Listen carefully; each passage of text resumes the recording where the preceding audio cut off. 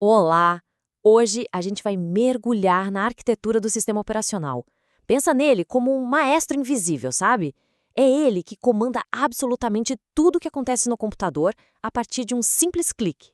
Pois é, cada clique do mouse, cada tecla pressionada, isso é só a ponta do iceberg. Por baixo da superfície, tem uma sequência de eventos super complexa rolando, muito, mas muito além do que a gente consegue ver na tela. Para a gente conseguir entender o que acontece nesses bastidores, vamos começar separando o sistema operacional em dois mundos. De um lado, o que a gente vê e interage, a parte mais concreta. Do outro, o que realmente comanda a máquina, a parte mais abstrata.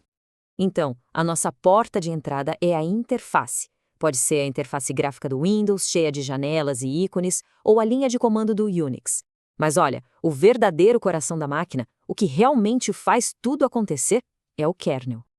E agora, vamos puxar a cortina de vez para conhecer esse tal de kernel, o núcleo poderoso que, como a gente viu, é o verdadeiro centro de comando do sistema operacional. Pense no kernel como se ele fosse o cérebro da operação. Ele gerencia as funções mais críticas e, o mais importante, ele é a ponte que conecta os programas que a gente usa com as peças físicas do computador, o hardware. É como se fosse um comando central com seus próprios departamentos especializados, sabe? Cada um cuida de uma tarefa que é vital para garantir que o computador funcione direitinho, de forma estável e segura.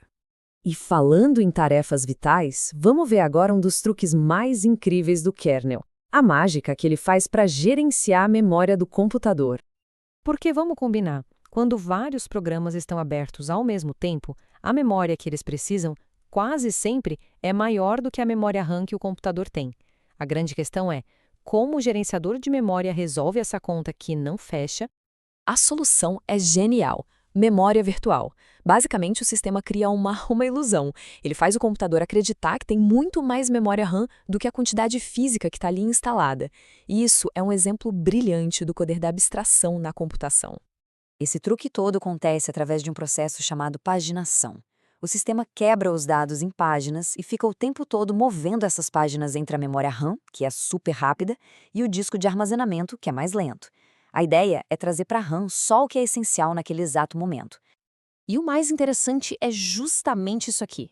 Um computador com apenas 4 GB de RAM física consegue, na prática, funcionar como se tivesse 8 GB ou até mais. É impressionante.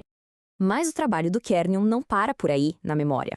Ele também precisa agir como um verdadeiro árbitro, decidindo quais programas podem usar os recursos do computador e, principalmente, quando eles podem usar. Sem esse gerenciamento, o caos se instala. A gente pode ter o que se chama de deadlock.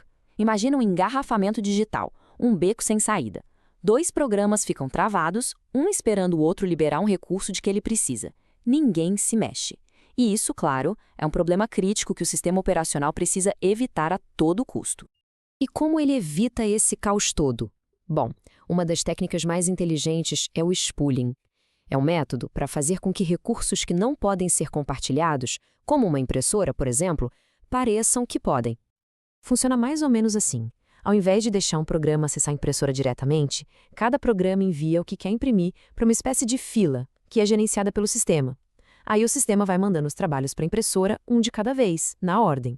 Simples, né? Mas isso evita conflitos e o temido deadlock.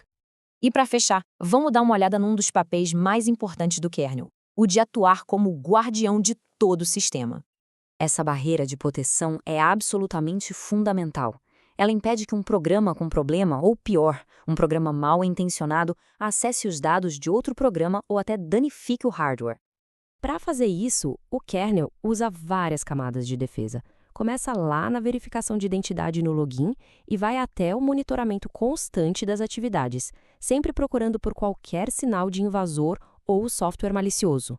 Esses sistemas de auditoria, por exemplo, são tão espertos que conseguem identificar ameaças como um software espião que imita a tela de login só para tentar roubar senhas. Então fica bem claro, né? O trabalho do kernel gerenciando memória, recursos e segurança é constante e essencial, mesmo que a gente não veja nada disso acontecendo. É tudo invisível. O que essa nossa conversa mostra é que, por trás da simplicidade da tela, tem uma arquitetura super complexa e elegante trabalhando sem parar. Fica aí a reflexão.